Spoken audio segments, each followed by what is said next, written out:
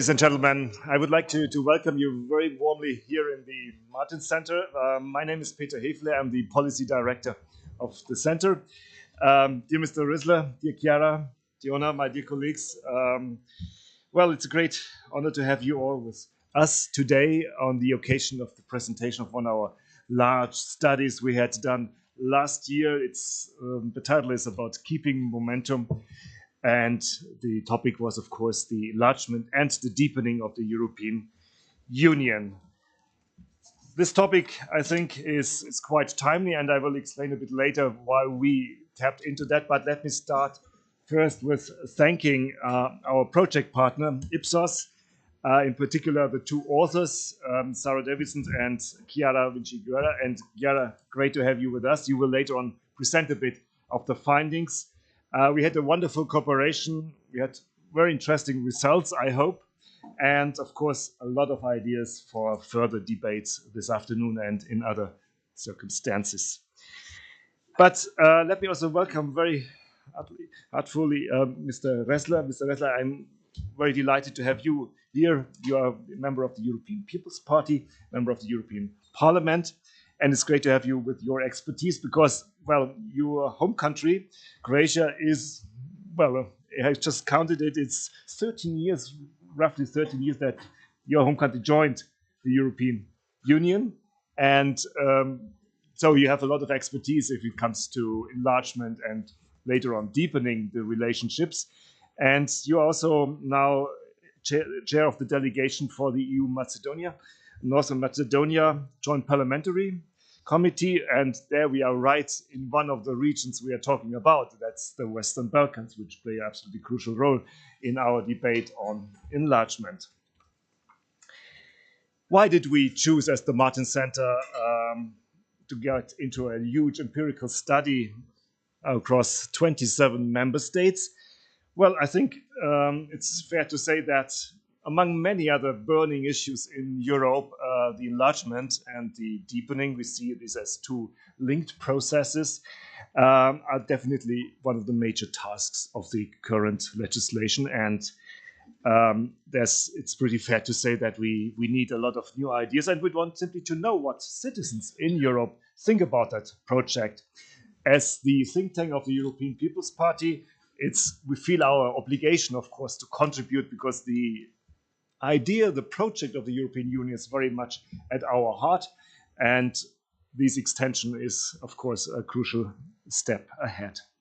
As you all know, there are many hopes and also many fears if it comes to the debate on shall we grow, shall we, in what time frame ever, have another 9 new members. That's the number of invitations the Commission has sent out for the moment. Some see it as an opportunity, for example, to get more global influence.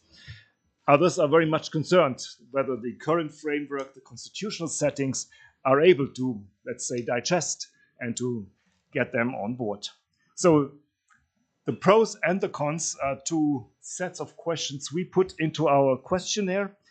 We ask, and yeah, you will explain a bit later the methodology, we asked more than 25,000 Europeans what they think about this idea. And we did not only look into the future, but we also asked them about the experiences in the past, because this is an absolutely crucial point if you see how people will react on that.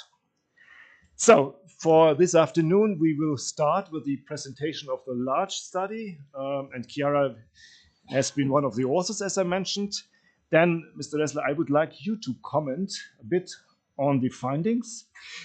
I will also add some comments from what we see as the Martin Center as the major findings and the recommendations, of course, what should be done in the upcoming years.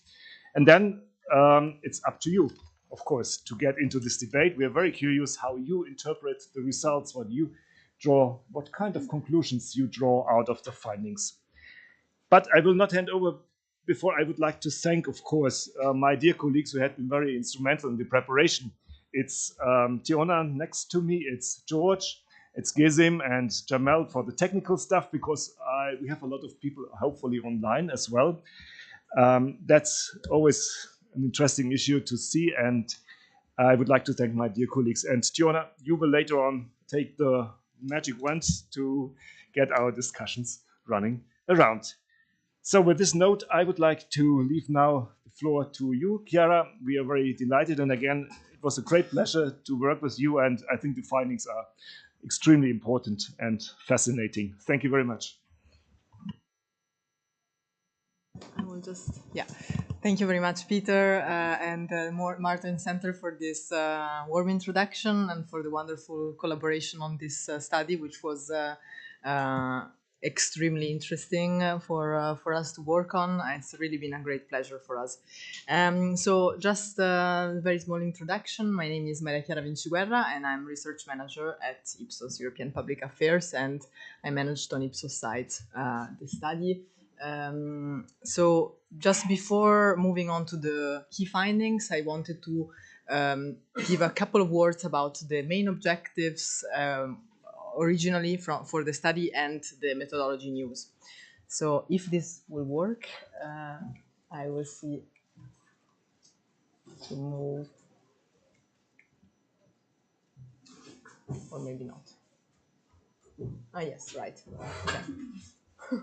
It was fast. It's technology. Sorry. So, all right. So now that I get the hang of it, there were 4 key objectives for the study. First of all, we aim to understand conceptions of Europe across different socio-demographic groups and countries. We wanted to better understand attitudes towards accession negotiations and processes, in particular in relation to accession negotiations in Ukraine, the Western Balkans, and Moldova. Also, we wanted to gather further insights on attitudes of European citizens towards differentiated models of European integration of the EU. And lastly, perceptions of European citizens in how the roles of European institutions should be reformed in relation to enlargement and deepening. So, moving forward on the methodology and what we did for this study, we conducted a survey online among 25,000 adults approximately across the EU 27 member states, ensuring representative quotas on age, gender, and region. We also monitored on levels of urbanity and rurality of citizens. In most countries, we achieved a sample of approximately 1,000 completes, with the exception of the 3 smaller countries, so Cyprus, Luxembourg, and Malta, where we achieved a sample of approximately 500 completes. So at the outset of the survey, we asked, just to set the scene a little bit, questions about Europeans' general attitudes towards Europe as a whole, and then the European Union more specifically. Yeah. So overall, and first of all, we noted that the most important issues for the future of Europe, thank you, the most important and pressing concerns for the future of Europe were security and peace in the region, followed by economic issues, jobs, and tackling poverty. Climate change also ranked high, alongside migration and border control. Now, moving on to more specifically the European Union and attitudes towards the European Union, we noted that a clear majority of EU citizens believe that their country has benefited a great deal or to some extent from EU membership. It's still worth noting, though, that there is about a third of the European citizens that we interviewed that believes that their country has not benefited much or at all from EU membership. Now, moving forward and looking more specifically into favorability towards the EU, we have noted rather a nuanced picture on this. So we have noted that a significant majority of 69% is generally in favor of the EU, but this support is not unconditional. And indeed, 41% are in favor, but they are unhappy with the current functioning of the EU. And then you have a further 21% of European skeptics who could change their mind if the way in which the EU currently works changed. Only a small minority of 6% is opposed to the idea of the EU as a whole.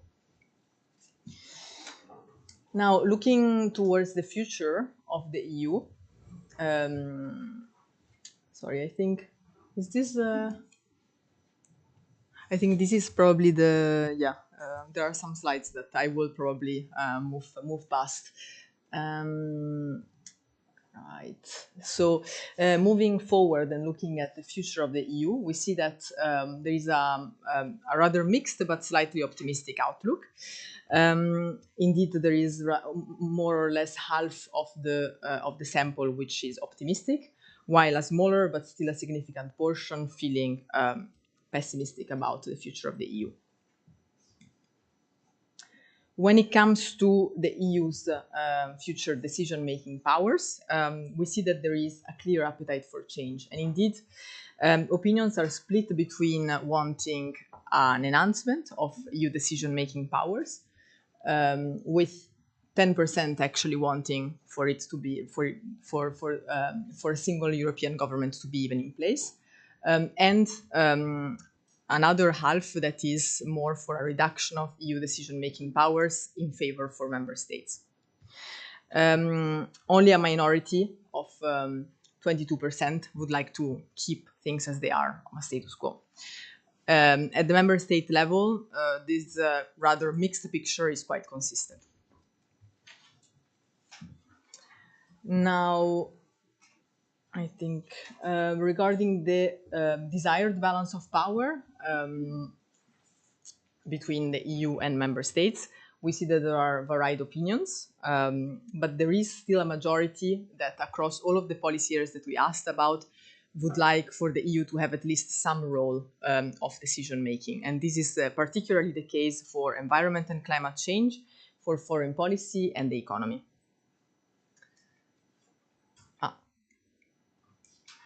Right.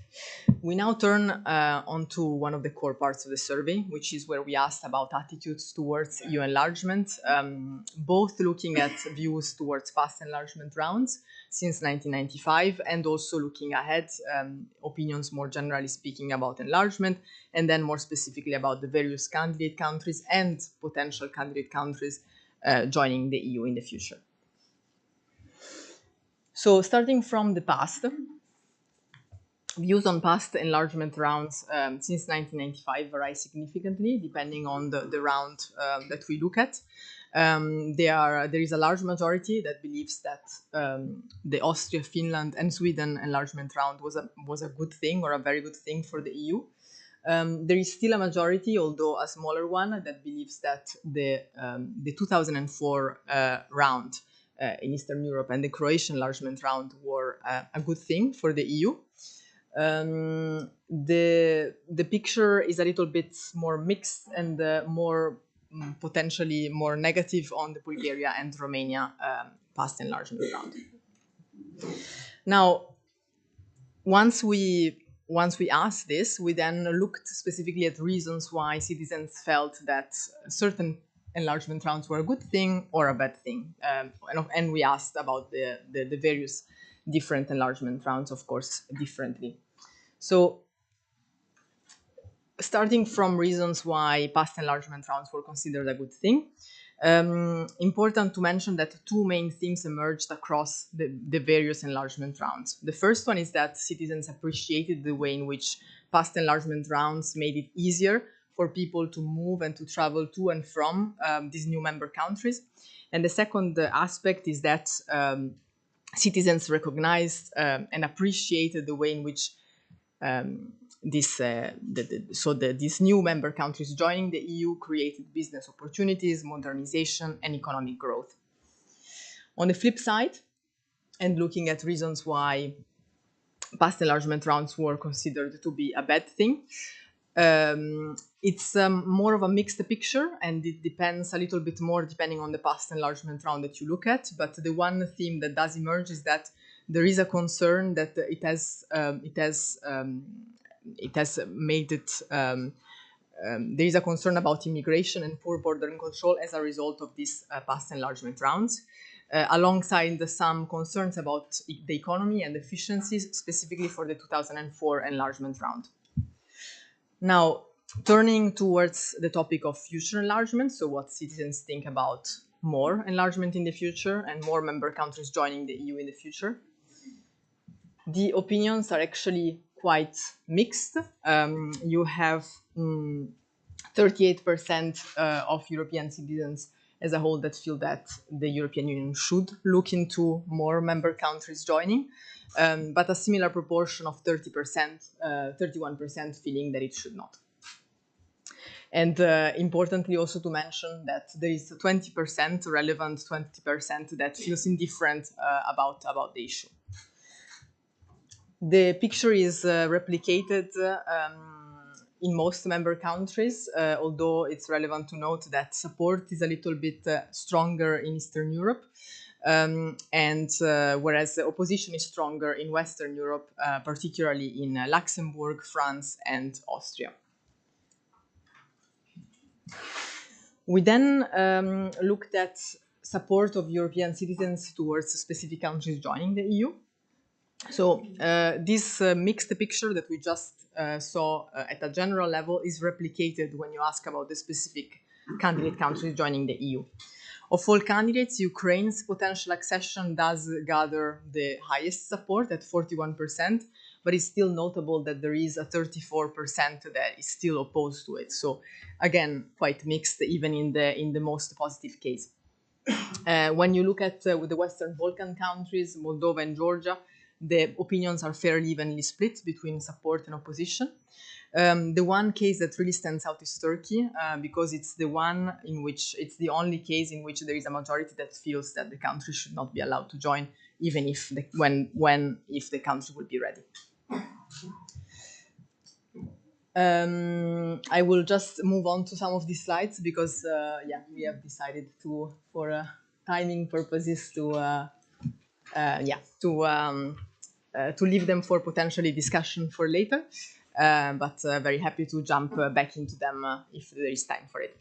So after exploring views on past enlargement rounds and the future of enlargement, we then turned on more specific topics related to citizens' attitudes towards the criteria that should be in place for EU membership, considerations and various considerations for EU membership.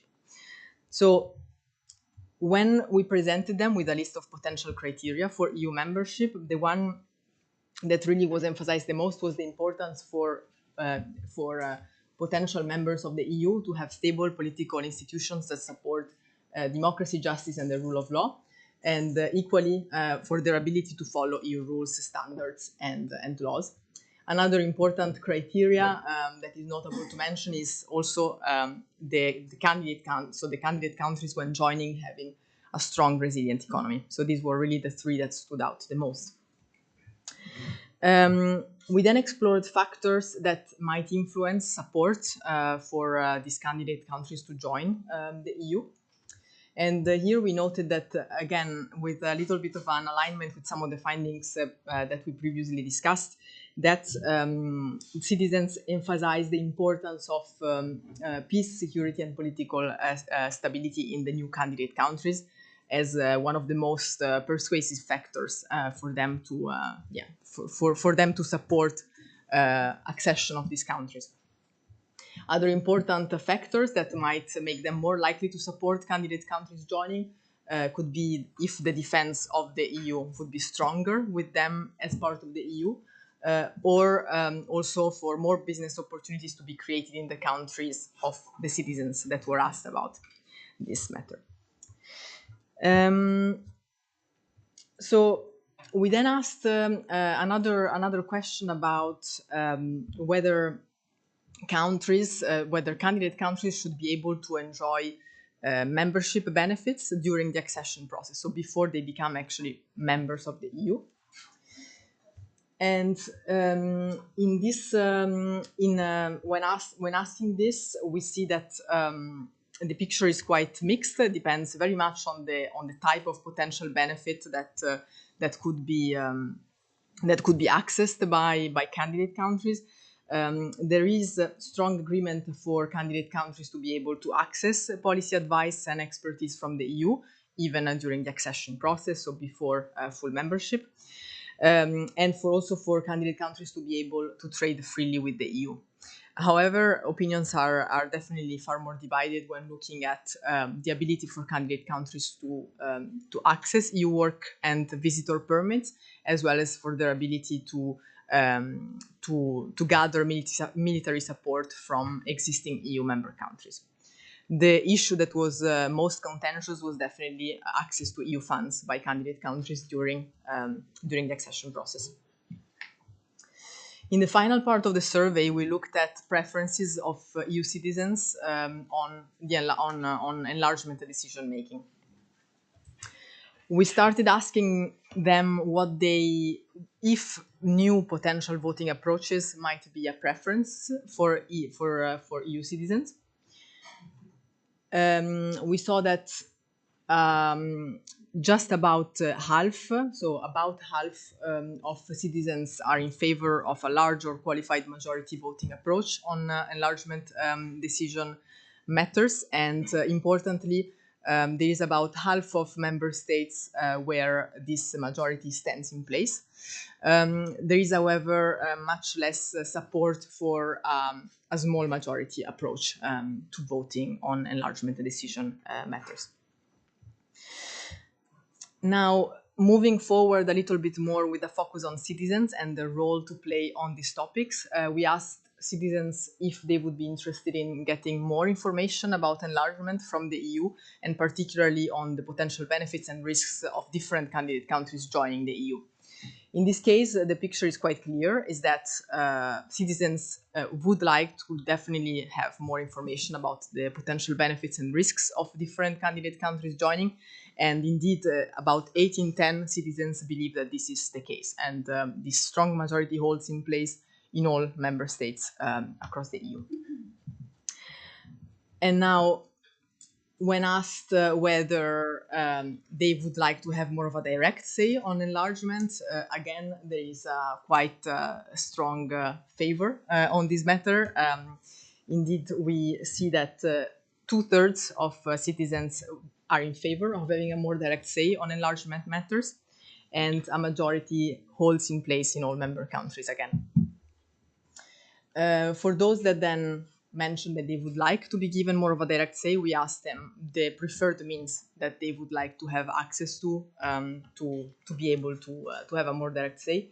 And in this case, the strong preference was for public votes or referendum at 57%. Any other means were far less popular across the various countries.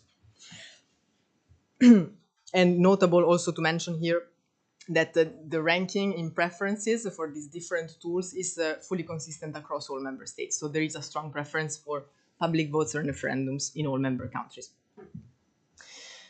So to synthesize findings, because it was a rather complex survey and we really wanted to understand then how this all comes together, we conducted a segmentation analysis to better understand how Europeans group according to their attitudes on enlargement, deepening, and related themes. We explored patterns, particularly on the basis of 8 key dimensions that we covered in the survey. These related to the perceived impact of EU membership, favorability towards the EU and how this has changed over the past 5 years, feelings about the future of the EU and its decision-making powers, opinions on further enlargement and on specific candidate countries joining the EU, and then lastly, support for candidate countries being able to access different membership benefits during the accession process. So, based on this, we 5 distinct groups emerged, and the important is to mention that the members of each group were as like each other and as distinct from other groups as possible in terms of the survey findings on these specific dimensions that I just mentioned. So when looking at the groups more specifically, we have a first group of enlargement enthusiasts that made up approximately 25% of the achieved sample.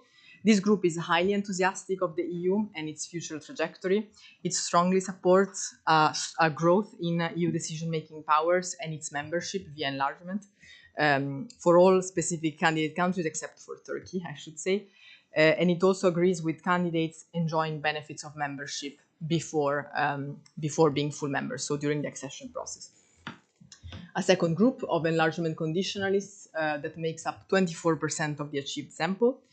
It also holds generally positive views about the EU and its future, but it is more divided on the question of enlargement and of deepening of the EU. It also holds more mixed views when it comes to the possibility for candidate countries to access membership benefits during the accession process. There is then a third group of ambivalent critics, which makes up 23% of the achieved sample. This group tends towards dissatisfaction with the EU and its current functioning, and almost half would like to see fewer decisions to be taken at the EU level. Like group 2, so like the group of enlargement conditionalists, though, it holds mixed views on enlargement, and it is generally in favor of candidate countries accessing benefits from membership during the accession process. There is then a fourth group of disillusioned skeptics, as we call them, making up 22% of the sample. Now, as part of this group, the majority of this group identifies as European, but it is quite critical of the EU and has become more so in recent years. It is rather pessimistic about the EU, the future of the EU, and would like to see fewer decisions to be taken at the EU level. Reflecting this, perhaps they also are more negative about the question of enlargement, and they mainly disagree with the possibility for candidate countries to access benefits of membership during the accession process. On the other hand, though, most of the group does see a role for the EU to be taken in most policy areas that we asked about, and particularly relating to foreign policy, migration, environment and climate change, energy, consumer protection, and the economy. There is now a last group, which is a small minority of 7%, but still very relevant to mention. It's a group that is strongly opposed to the EU, with a majority favoring its abolition altogether. By extension, it is also strongly against any further enlargement or deepening, and candidate countries being able to access benefits of membership during the accession process. We also looked at how these different segments or groups were distributed in different member states. We saw that enlargement enthusiasts were particularly prevalent in Spain, Romania, Portugal, and Lithuania. Enlargement conditionalists were more likely than average to be in Northern European member states. Ambivalent critics were more likely than average to be in the south of Europe. Disillusioned skeptics were more likely than average to be in Western Europe. And then lastly, hardline skeptics, they still remained a small minority in all countries, but they were a lot more numerous in countries such as Czechia, Austria, and Sweden, and peaked in Czechia at 16%. Now, to wrap up the findings from this survey, with some top-line conclusions from the study. So starting from the more general level, we noted that security and peace are the top priorities for the future of Europe. So it will definitely be important for the EU and policymakers to address security, peace, and political stability concerns, both within the EU and within candidate countries. Secondly, despite there are favorable views towards the EU, we also noted dissatisfaction with the current functioning of the EU.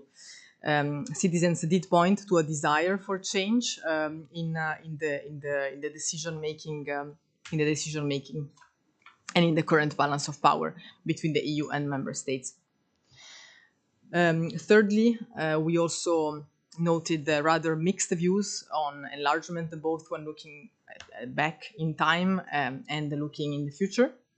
And they very much vary, of course, depending on the country and the candidate country looking forward. So it will be very important for for institutions and for the EU to address citizens' diverse perspectives moving forward, and specifically to address the specific concerns that citizens have relating to the specific candidate countries in question. Fourth, the support for enlargement could be increased if the EU looked more closely at some of the factors that are more likely to change their support for candidates to access the EU. So particularly if if they promoted more peace, security, and stability. And if they created enhanced defense in the EU, and if they generated more business opportunities for the bloc as a whole and for the different member states. And then lastly, citizens would like to certainly be more participative in enlargement decisions. This was quite notable to mention based on the findings from the last section of this presentation. There is support for a large majority or qualified majority voting approach. There is support for citizens to receive more information about benefits and risks of enlargement, and for them to have a more direct say. So it will be crucial to keep in mind the citizens' preferences, diverse citizens' preferences of different member countries moving forward, and for there to be transparent communications and consideration of diverse views of citizens across the EU. So yeah, that's pretty much it from me. Thank you very much.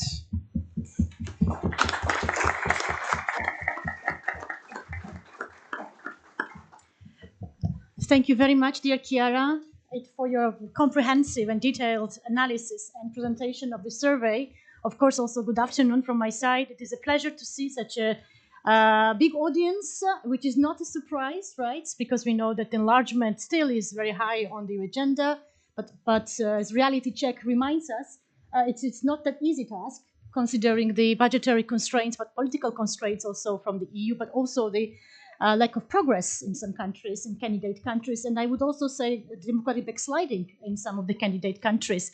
But I would like to directly ask to our one of the members of our distinguished panelists, dear Carlo Ressler. We are very happy to have you here, and we are very much interested in hearing your feedback and reflections on the figures that was presented on the one hand, but also what is your vision in terms of EU's European Parliament and EU's handling the enlargement process and for the next legislative agenda. The floor is yours.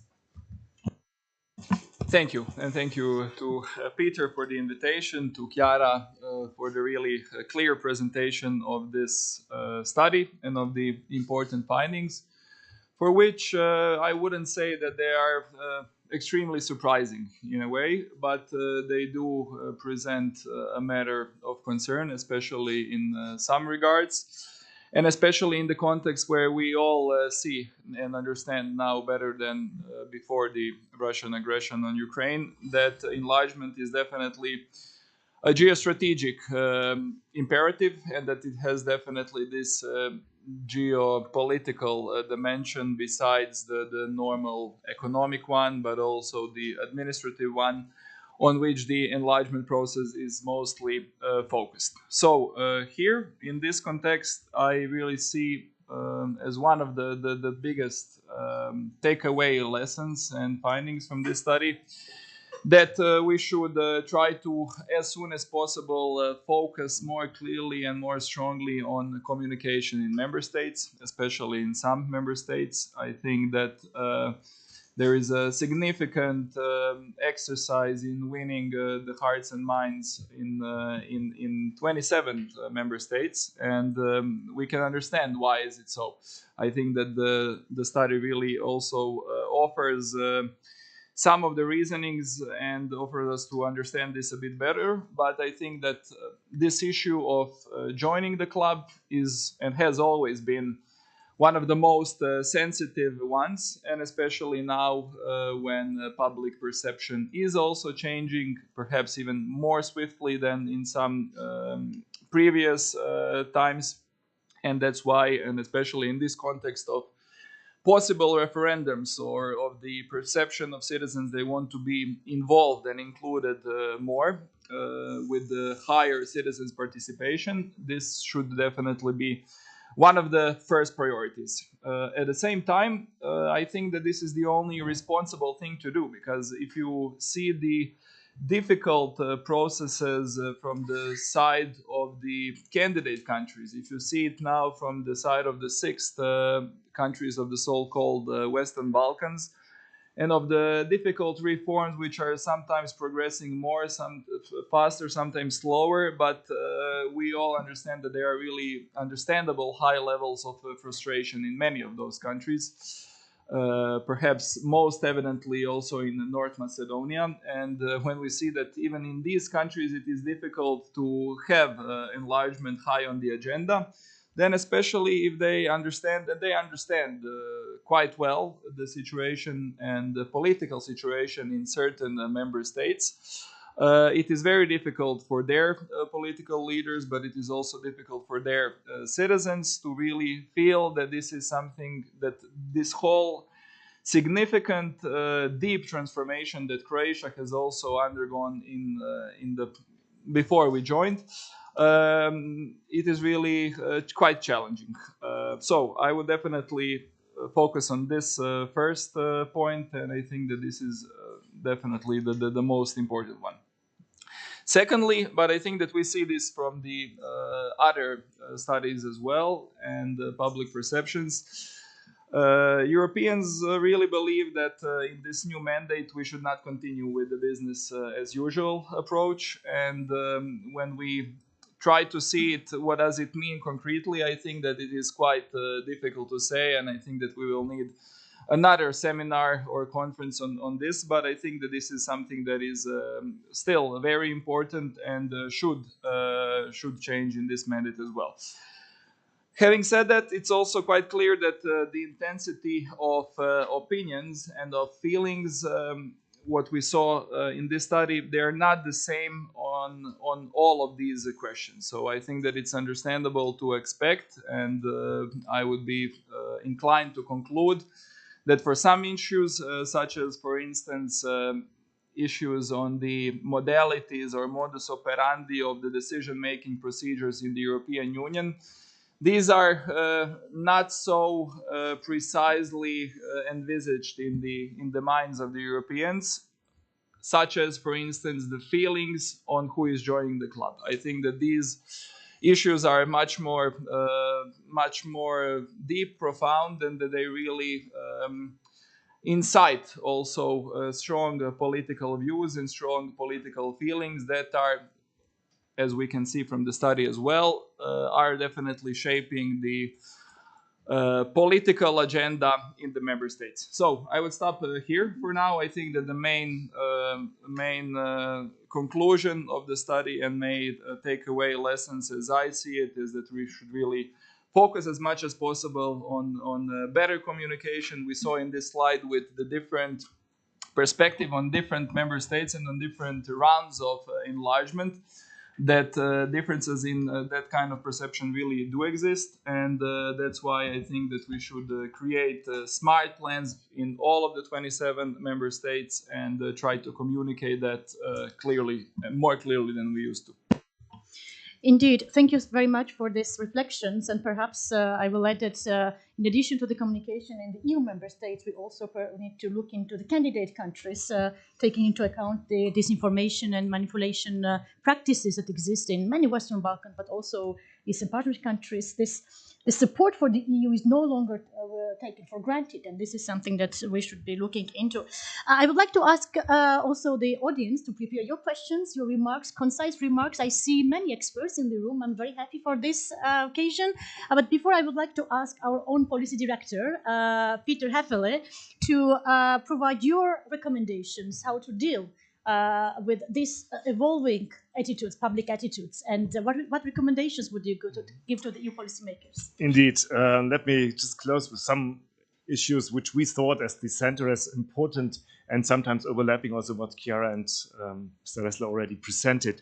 Well, we start with the I think, positive note, basically, that these core elements we always had discussed since the beginning of the European Union, it's peace, stability, economic prosperity, these things still matter. But what we are facing is, indeed, these are not very tangible issues. They remain very abstract. We have not managed to close this gap between these, well, shared values, if I may say so, and what it really means in the daily life of many European citizens. And this goes both for the old memberships as well as probably the new ones.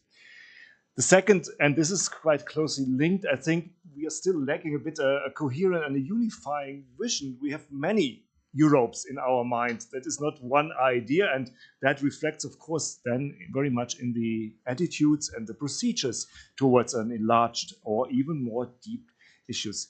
And unfortunately, we have seen this support declining over the time, which is something very difficult to revert, I would say. And it's, of course, as Mr. Ressler mentioned, a lot of political art and skills to turn the wheel around. The third one, and this is a crucial and very tricky discussion, we will tap into that later on, I think, is what kind of approach are we really choosing? Are we following the past rounds of enlargement, very ambitious ones? And Mr. Ressler pointed out what it means for the countries who want like to join the club, or go we into new discussions of a gradual approach? There are many ideas out there in the field, but I don't see a real serious discussion. Many shy away a bit from going to the hard question, what it really means. Yes, and of course, you cannot have the people supporting without convincing them. But what are the concrete benefits if another 6 or 9 countries will join us? Put these on the table to see, is there an increase in stability? Are there new economic opportunities? Is it a geopolitical weight we gain? So make it very clear. And yes, as my other speakers have already mentioned, it's a communication issue. Unfortunately, we have to convince people they are our voters, our decision makers at the very end, and there's a lot of space to be done. So then, yes, I think very important, as already pointed out, the participation issue. And this is an issue which goes way beyond the discussion only on enlargement. This is the second part, the deepening of the European Union. What is this model? Is it remains it in a kind of semi-state, semi-democratic condition, or are we really encouraging or courageous enough to go further and integrate people in a totally different way? We had many discussions, many models, but I don't see any real progress, and that remains the weak point of this project, European Union. We have seen that the opinions are, to a certain extent, I would like to say, realistic, though there are things which definitely are in support of a further deepening, and we had mentioned topics such as defense, the security, stability. But we have also to be aware that we have to see it a bit more differentiated. Just calling for more Europe, as some forces do, is not the answer, in my opinion. We have also to debate, is there anything we can give back to other levels of the European Union, not only the national level, by the way, the regional or the local level? So if we do not dare to open a bit the package and really say, okay, there are things which we clearly see as an advantage, but might be others who deserve less attention and should be given back. So this widening of the discussion is one of the conclusions I draw out of the empirical findings, and that is an issue we as the Martin Center would like to continue with very concrete procedures, because this gap is not closed anytime soon. Thank you. Excellent. Thank you very much, dear Peter, for your recommendations. I would like to ask the audience already to raise your hands for the questions and comments. And beforehand, perhaps I will ask my opening question to the panelists, but we will incorporate these answers then later on with the questions. So I was wondering about the scenarios, potential scenarios of enlargement. And Peter has already alluded that perhaps we should be thinking about differentiated enlargement, external cooperation method that is also known on sectorial integration. So I was wondering, perhaps, Mr. Ressler, you would enlighten us to what extent the European Parliament and you and the EU is considering this path forward for the enlargement. But from the audience, please, and briefly introduce yourself as well. Kurt Geisert, I'm one of the guys in the House of European History. Question for Mr. Ressler. Can you tell us something about the mood in the European Parliament when the first states of the states we speak about should enter? During this period of the European Parliament or rather next period? Thank you. My name is Zenon Koval. I'm a former Belgian diplomat of Ukrainian origin. So I think that information and communication are crucial when we speak about a new enlargement. Just one example I wanted to mention. The association agreement of Ukraine. Do you remember it was blocked by a referendum in the Netherlands? 12.5 eligible votes. The turnout was 4.1 million, so just above 30%, which makes the referendum valid. And 2.5 million people vote against.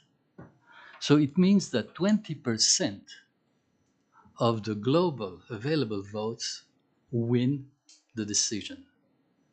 So information, if we go to referenda or other kinds of public votes, is crucial. I just wanted to mention that. Thank you. Thank you very much. Any other question or comment from the audience? Then we will start. Perhaps Mr. Ressler, you would like to start? Sure. So for your first question, I think that this gradual accession is already happening to some extent, especially with this new idea and the concept, especially of the Western Balkans facility, in which we are having this mechanism which is more focused on ex ante conditionality of mixing grants and loans in a way in line with how the RRF works for the member states with the national plans. And I think that this is something which is beneficial for the long-term development, which is beneficial for the economic prosperity of the connection of the region to the European Union. But at the same time, I think that it would be unjust also for these countries, and they are also seeking some kind of a reassurance that this is not only what they are getting.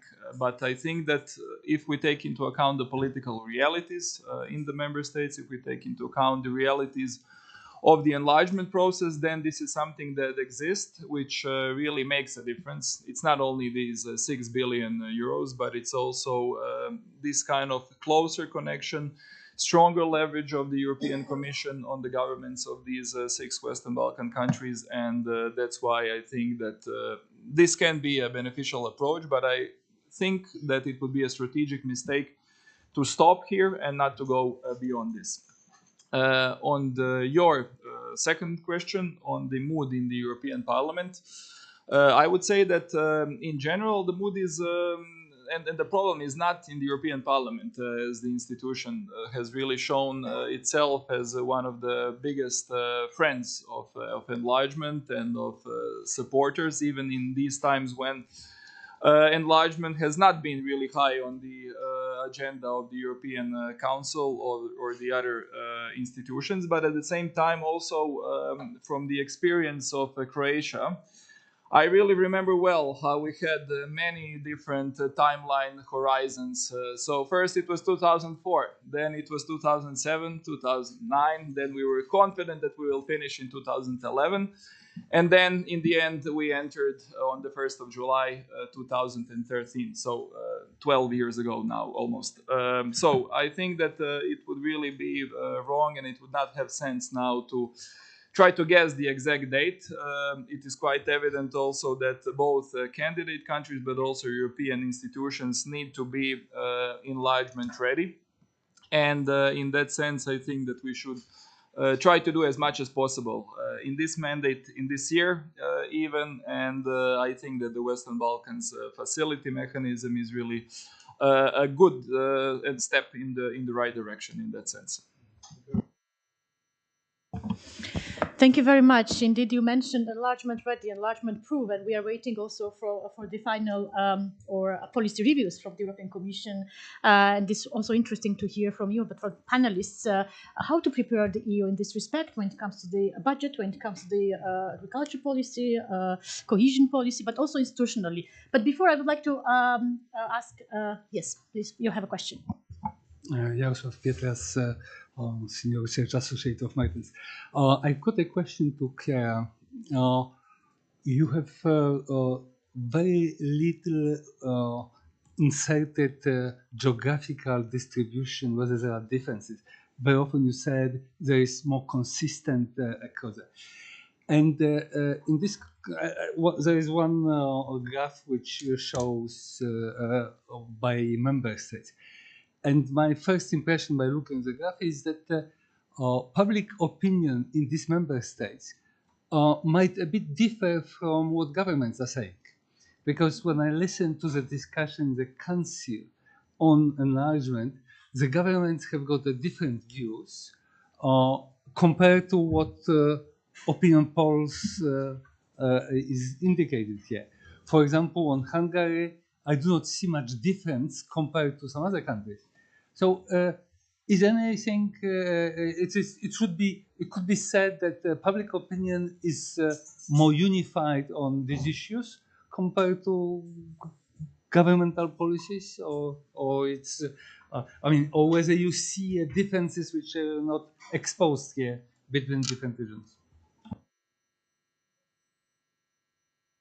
Yeah, it will be just very quick. There are quite a lot of geographical differences, but for the matter of time, we try to focus on really the key findings. There is a report available online that really explores for every single question the varied patterns geographically speaking. There is a lot of variation, and I must say that I was not personally very surprised by geographical patterns and how this differed. So the countries that I would have expected to be more opposed to certain aspects were in line than in the geographical distribution. So yeah, I would maybe Peter, if you want. Well, if I just may add, for the sake of the time and also the reliability of the data, we could not go too granular, as it is often said. If we break it down, for example, according to the political orientation, which is another interesting dimension, you see, of course, a huge variations. Or if you go to the sub-national level, which we can do for some of the countries, because the big countries deliver enough data, then you see, Jaroslav, taking your home country, Poland, a huge gap between Western Poland, for example, and Eastern, which is known for, if you look into the election results, but it's quite significant that we should not underestimate these huge variations also in France, for example, or in Germany. So again, as Chiara said, the data is open. We accordingly invite you all to work upon that data. It's kind of public data. We can give you the data. You can crunch the data, as long as it makes sense. But we are more than happy to invite you to join and to follow up on that data. We could only tap into some of the aspects. We are not able to exploit fully each and every detail, but I think the basic findings along these different dimensions, political orientation, regional orientation, urban, rural area is also an issue which matters significantly, are worth to be considered both in communication strategies as well in concrete measures in terms of regional imbalances. And you mentioned the discussions we have right now on the next multi-annual framework on the agriculture policy. These are all major factors which play into this game. Thank you. Thank you very much, dear Peter. Very briefly, yes, we are running out of the time, so we have 7 minutes. So please, 2 questions, right? Thomas, please. Thank you so much. My name is Thomas Thaler. I work here as a public affairs consultant in Brussels. My question would be on this Group 2 enlargement conditionalists. So Maria Chiara, please. I was just wondering, because there are so many people who say, well, enlargement would be a good idea, but first we need to internally reform the whole European Union, the decision making, get rid of unanimity. Does this refer more to the conditionality about reforming the EU, or is it more conditional upon the member states that, or the possible future member states that want to join, that they do their reforms? Do you have some further details if we're talking about digging a bit deeper into the opinions of people, especially in this group too? Because I think, as one of the previous speakers said, it's probably these people that are not entirely convinced, but are open to kind of accepting this enlargement, that are crucial to have this enlargement at all, because without this public support it will be difficult. So is it more related to the EU as such to reform, or is it more for these people important that these states do their reforms and their homework to get into the club? Thank you, Thomas. Please. Thank you very much. My name is Elena Grabel, and I'm coming from local office of the Regional Cooperation Council. When I was looking over this very valuable research, my view has tapped on the specific countries joining to the EU: Ukraine, Moldova, Georgia, Turkey, and Western Balkan as a region. There is a many variety in terms of the preparedness of all Western Balkans countries. First of all, maybe I'm the last one, because the point of view of the Regional Cooperation Council is always regionally, but in a economical potential, not in a political world. That's why I'm asking why and how the question about the possible EU integration of the Western Balkan was formulated, to have in mind which of this country is, let's say, mostly invited, because they are quite different, and probably the perception of the public is coming from the very individual experiences in such of these states, let's say. Thank you. Please. Thank you. Boyan Kordalov, European Center of Excellence, and also senior communication and advocacy specialist. So really valuable research and points on the communication. I would just like to add two things. One is that sometimes this perception is going really bad because of the misuse of communication by the governments in the candidate countries, which rely their communication on you only promises, just benefits, no obligations, no reforms, high level of corruption, etc., but also a politicization of the EU enlargement agenda by some of the member states, governments and politicians. So actually, I would just like to conclude, and I would like to ask if you agree to some extent or fully, that this slide on appetite for more information on benefits and risk of EU enlargement is really important, not just for the EU member states, but also for the candidate countries. So actually, definitely the communication should be, and it is the answer to discussion, but based on benefits and the risks together. Thank you. Excellent. Thank you very much for this remark. Kiera, perhaps I will start with you, and then I will ask Mr. Ressler to comment.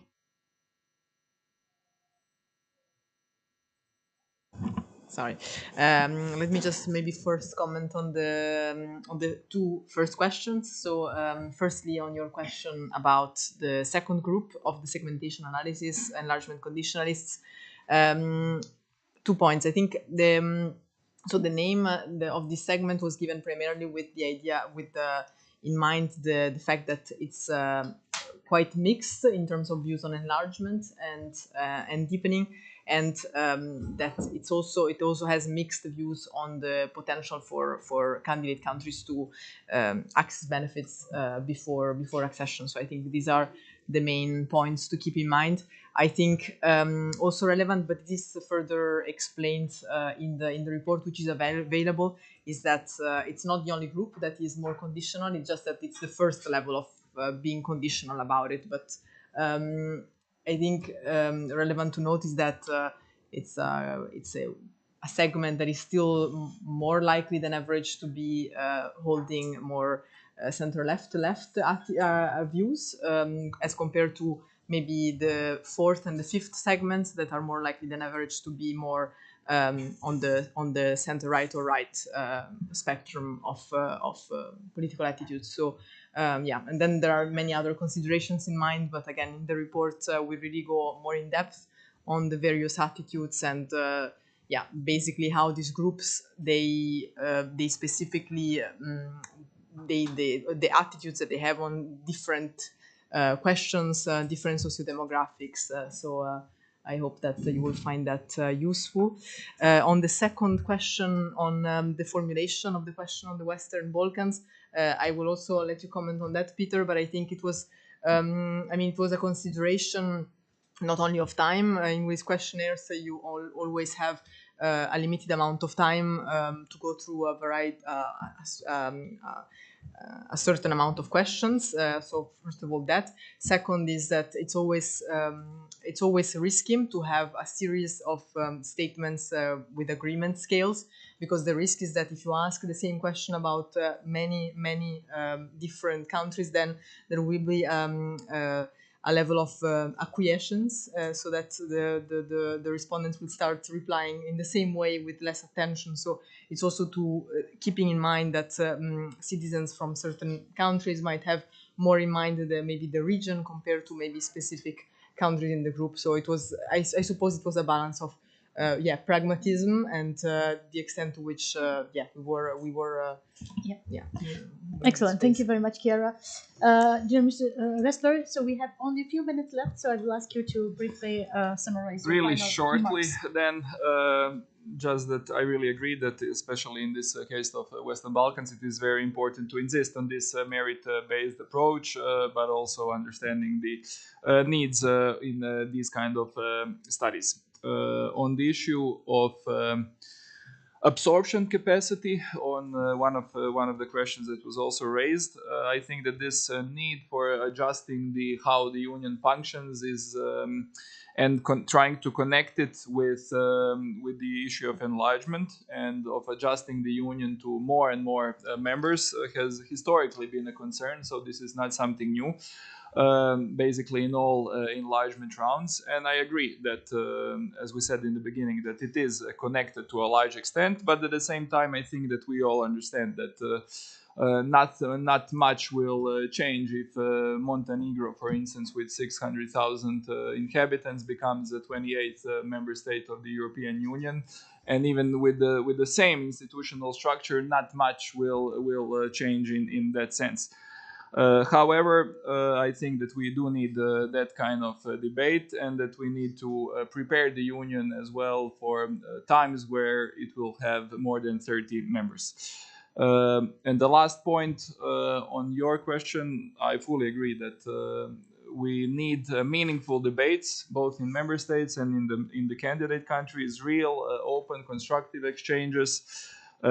Especially explaining the benefits, economic benefits, political benefits of joining the European Union, but also understanding and explaining and debating, addressing the obligations that do arise from the European membership. Because if those who are in favor of the European membership don't address it, then someone else will. Thank you once again, really, for the study and for the research. Excellent. Thank you very much for your important reflections. Thank you very much, dear Chiara, for the presentation. Carlo Ressler, thank you for being with us and enlightening us with your important observations about the study, but also enlargement process. And of course, Peter Hefele, thank you very much for your recommendations, insights, and of course, contribution to the research.